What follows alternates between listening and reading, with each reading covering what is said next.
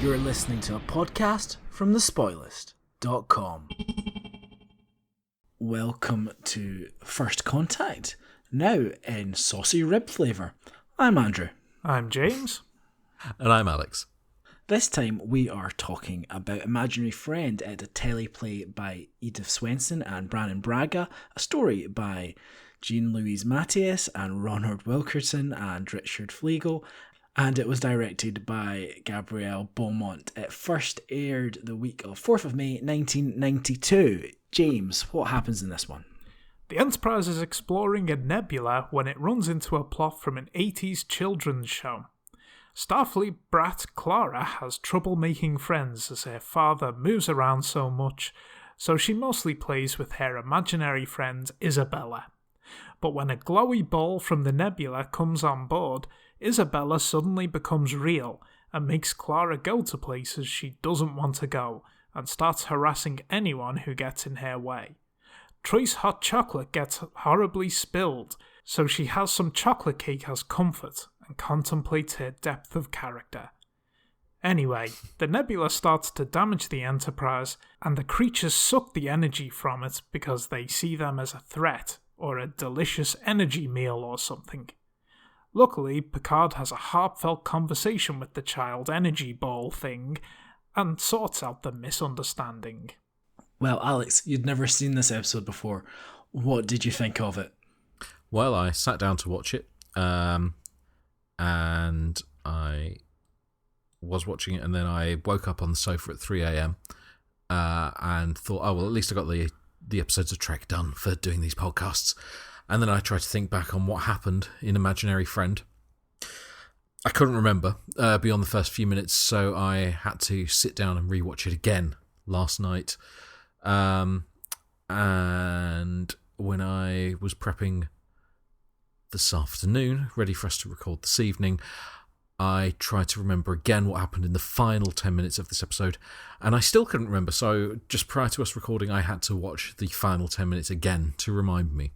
So it's been memorable. To be honest, I had to do the same thing with the last 5 minutes. I genuinely, I sat down and Joey said, "Have you watched the episode straight?" I went, "Yeah, I've watched them." And I did just sit and go, but how the bloody hell did it end? I remember it ending. I remember seeing the end credits, but I've absolutely no idea what the resolution was, which is quite remarkable. I don't think I've had that with another episode of this series. I think it's quite a slight episode as Star Trek The Next Generation goes. It does feel a bit children's TV. There's not a lot of depth, and I'm not saying that I am saying that in a bad way, but I sort of expect slightly more from a Star Trek The Next Generation episode. Like, the idea an imaginary friend comes to life is just like, oh, okay, and I imagine you've got some other plots going on. Nope, just this one. Are you saying the entire episode hinges on the performance of a child? Yep, all of it. Like, we're putting all the emotional weight on this one young actor. And as her imaginary friend, are they quite charismatic and interesting? Nope, they'll give you nothing. Okay, good. I mean, I do think it helps. I think the little girl who plays Clara is very good. Like, I think good performance, very sympathetic, nice enough character, but it feels like it's just missing bits. It's a lot to stretch this out to 45 minutes. Are you saying that you want that fun B-plot where Data and Geordi take up woodwork? I mean, genuinely. Yeah. This episode was crying out for a fun B-plot, I think, because so many bits of it feel familiar. The nebula, which I assume is some leftover backdrops from the Wrath of Khan, the energy ball that comes on the ship. Oh, didn't that energy ball impregnate Troi before?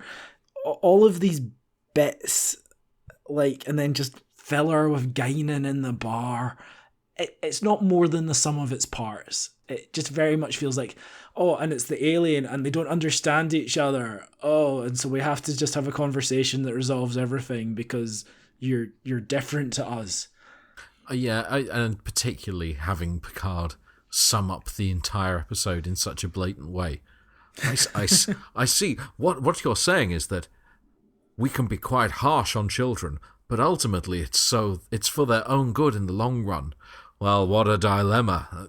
Yes, yeah, we kind of got that 40 minutes ago. I mean, the difficulty the episode has is it revolves around a child, so you can't really push a kind of horror element too much. But I think that's what would have made it better. You don't get the threat from the imaginary friend too much. No, I thought they kind of turned it up a little too early. I thought when she first appears, she should be nice and sweet and fun, but she's instantly sort of growling and a little bit angry. I didn't think that quite worked in the direction of it, because like that's not the idea that Clara would have had in her head of Isabella. But, you know, I guess you've got to have that teaser where there's a bad element and they play that note where it goes, duh. The thing is, do you need it to be... do you need the teaser to be an evil element? Or can it just be that, oh, this alien has become her imaginary friend? That's an interesting thing to happen. Please keep watching. It doesn't feel a million miles away from that other episode where the child's mother dies and then the alien becomes the mother. Oh, yeah. When was that? Was that season 3? It sounds like 3 or 4, doesn't it? I always get mixed up with that one and the one where the kid becomes obsessed with Data.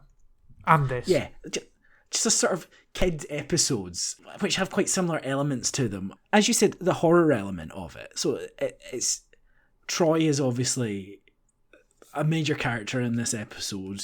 I guess the maternal figure trying to stifle the child's imagination. But as you say, that she's getting her revenge. What does she do? The worst thing you can do to Troi is knock over her hot chocolate. And it's weird because it has the direction, it has that feel of a sort of horror movie kind of thing.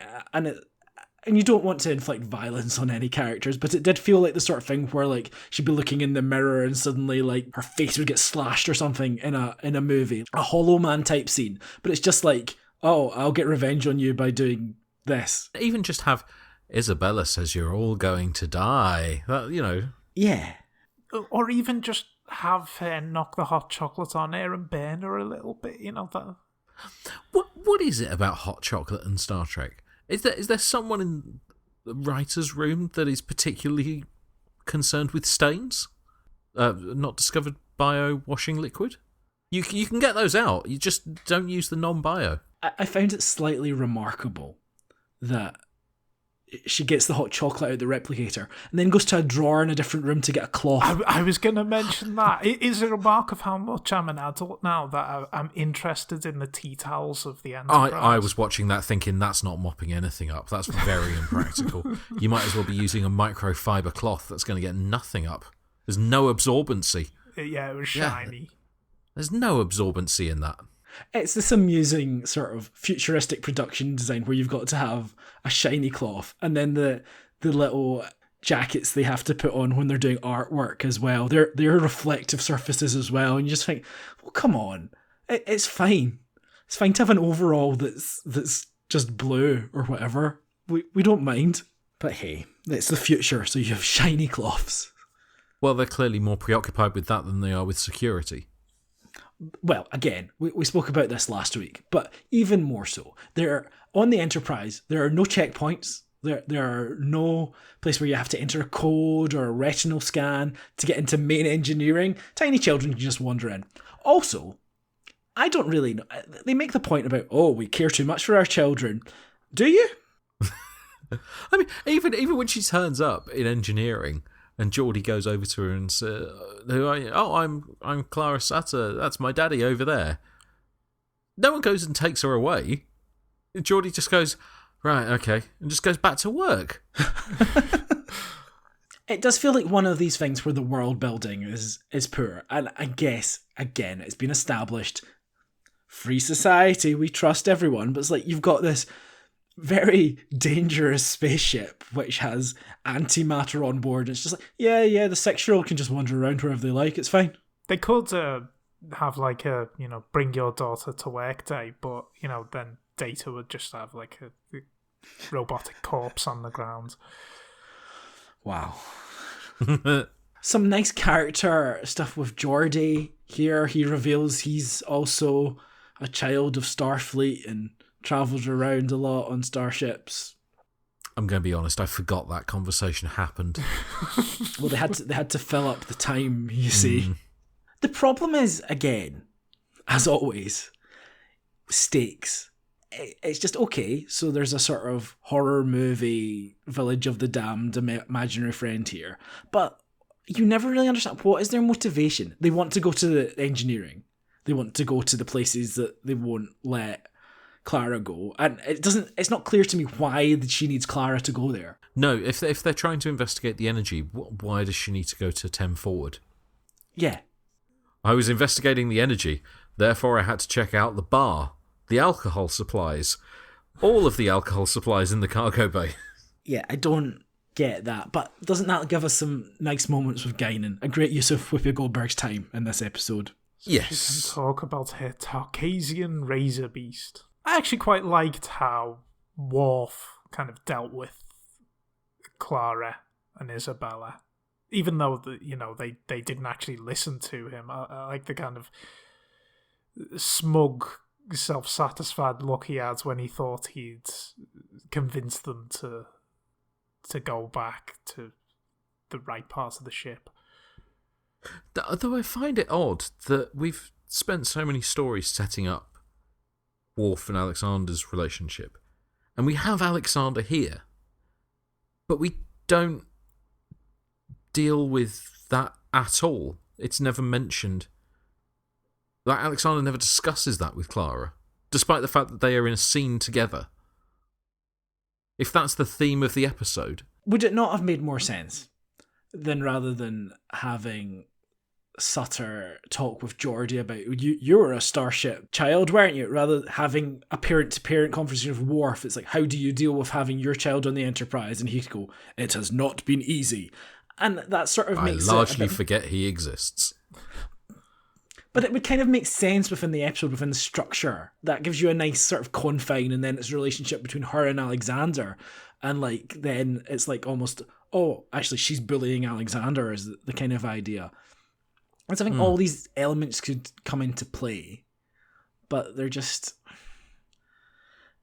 all fine. It's just, it just feels very kind of first draft to me, this. It makes it quite one note, doesn't it? Like, it doesn't develop. It's just sort of the same scene repeated over a few times. She turns up in engineering. Everyone sort of goes, oh, what do you like with your imaginary friend? I send her away. She turns up in 10 forward, and oh, what do you like? Send her away. It was just keeping the wheels spinning until we get to Picard's speech. I guess keeping the wheels spinning until we get to the kind of science fiction B-plot, which, let's light up the nebula. Oh, doesn't the Enterprise look pretty against all these red strands? And I mean, it does. Some perfectly nice model work here. There's energy ribbons which are dragging us back, but there's also... I thought it was going to be, Devil in the Dark, where we're destroying your habitat, we're destroying your home, you're killing us by being in here, which, obviously is done a million times in Star Trek, but it's also just like, yeah, we're just investigating you for your energy source, and also there's this other problem in the same nebula. But then, yeah, well, I mean, even this has been done a million times, but it feels like, how many times have we been here with, there's this life form that's doing this thing, or this thing that's doing this thing, and our shields are draining, we're against the clock, everyone looks concerned. It's not a B plot that is elevating that around it. It's just the standard B plot. It seems like there are simple ways to elevate it. Like, you could have even had the Nebula attacking the Enterprise because one of their race is aboard the ship. So it thinks that the Enterprise is keeping her hostage. Well, I assumed that's what they were headed towards. I was quite surprised when it didn't. When it was just, you're mean to kids. Yeah, that's the strangest thing. It's none of the things like that you would think it would be. It's that I'm trapped here, you're destroying our world, you're killing us, or your energy is pure and can save us, kind of thing. It's none of those things, none of those motivations. It's just like, I wanted to investigate you, and you don't let children go where they want to go. What? Yeah, and I was looking up online because I was intrigued afterwards, after the third viewing, as to what the reception had been. And I saw the thing about Fatherly listed this episode as recommended watching for parents and children, noting that it highlights childhood friendship and loneliness. And yeah, but I think the other themes that it has, I don't think it does a particularly good job of conveying at all. Certainly this whole idea at the end of, there are boundaries set in place because things could be dangerous. But the only example of that is, it was a bar. It's not apparent as to why that would be a danger to a child. And if it's not, I mean, obviously we can tell it as an audience, but if you were thinking of it as a child watching the show, it's not apparent if you were trying to use it for that purpose. And if it wouldn't be apparent to a child watching the show, you have to logically assume that in the world of this episode, that alien, if they're understanding everything as a child, wouldn't understand still either. Just because saying, it's dangerous. How? They don't go all in on the concept of the alien seeing everything from a child's perspective. I think if you want to go all in on that, you should follow the entire episode with the alien. And I guess it also doesn't really mirror Clara's experience. She's not really wanting to rebel necessarily. She's not wanting to push these boundaries, or I guess you can read that maybe that's a thing imaginary friends want you to do, but it's like she does feel loved by her father, and she does like Councillor Troi, and she does like doing activities. So why does the imaginary friend sort of go, you don't let her do stuff? And it's like, well, no, those are your motivations. Those are what you want to do. So it's not like she's actually reflecting what the person whose point of view she's supposedly taking is. Whereas it could have been different if she had, I don't know, the tragic absent mother backstory, which is clearly there in Star Trek, and her actually rebelling. But that's not there. So it doesn't feel like it's quite fully thought out. Isabella comes in and is hostile from the start. It's not like she starts out nice and then pushes it in a different direction, or has a bad influence on Clara, or is draining her life force, or one of the many, many things that you could have done to kind of just make the idea stick a bit more. You see, Isabella, these boundaries were put in place to save Clara, to make her safe. You wanted her to drink the bleach, but you have to understand, it's not safe for a child to drink bleach. Is her name Clara or Cara, by the way? Because I swear everyone else pronounces it as Clara except for Patrick Stewart. Yep, he says Clara. Clara. I mean, someone probably should have picked that up. It's quite distracting. It's fine, he's a Shakespearean actor. It's interesting, really. They go to the trouble of introducing this new character, Clara. She's not really rebellious in any way. Whereas you've got a child there in Alexander who has had an episode all about him being rebellious. He would have been perfect as the character to have this imaginary friend who comes to life and wants to rebel with him. And then you have all the adults thinking the worst of him because it's Alexander. You're absolutely right. That just would have made it work, because it's just putting all this doubt even in his head. I mean, I guess this child's better than Alexander, because Alexander's not great to spend time with. Hasn't stopped them before, and it won't stop them again. True. Sometimes it's fine when there's cowboys. Yeah, you're right. The resolution itself, it doesn't feel massively satisfying, I don't think. Like, almost like you want it to be Clara, or you want it to be the father, and it's just like, and I don't advocate for this ending ever, but it's just like, the most important thing is love, actually, is the ending to this episode. It's not really the captain of the Enterprise talking down the computer, which it kind of turns into a little bit. I mean, that would be this episode written by Stephen Moffat.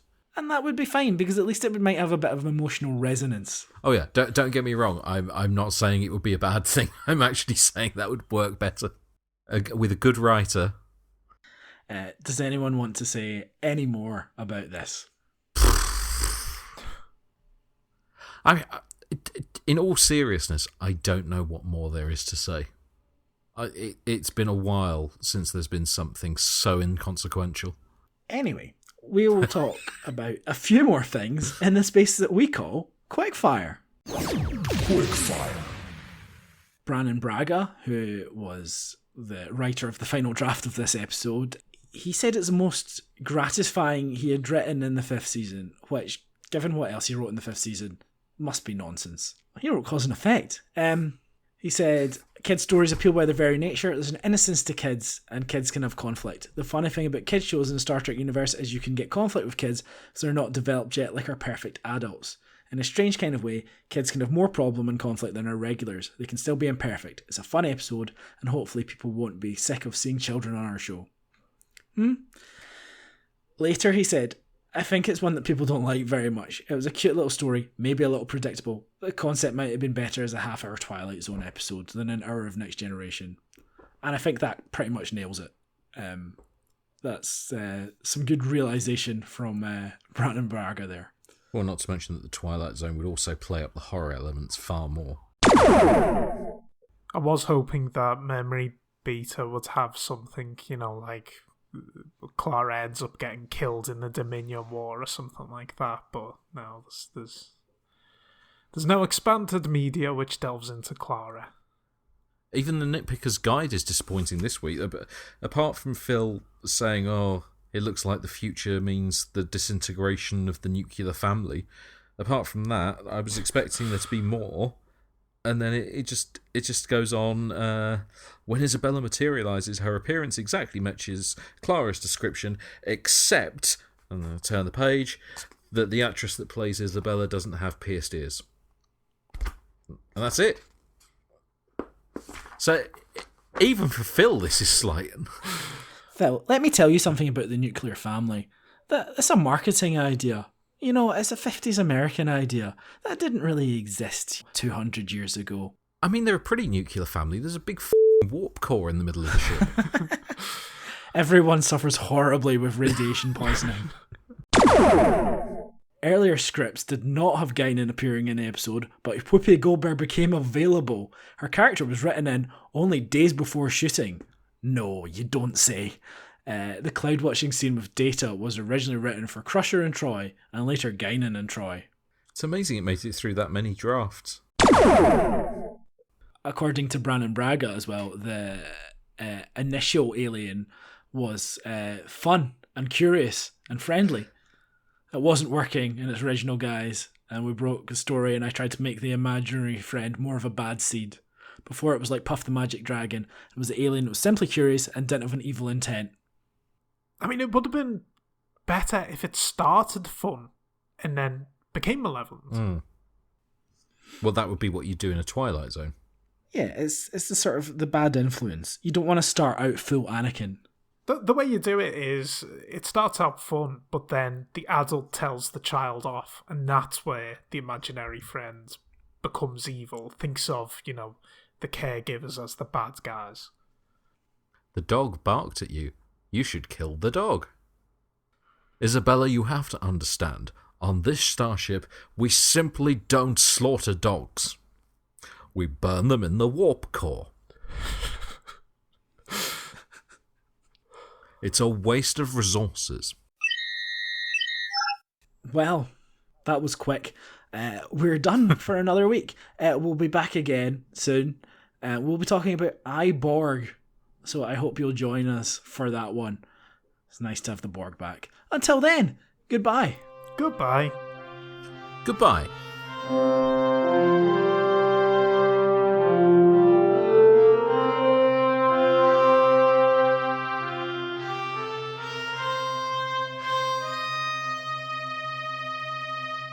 So do they need them alive when they load them in?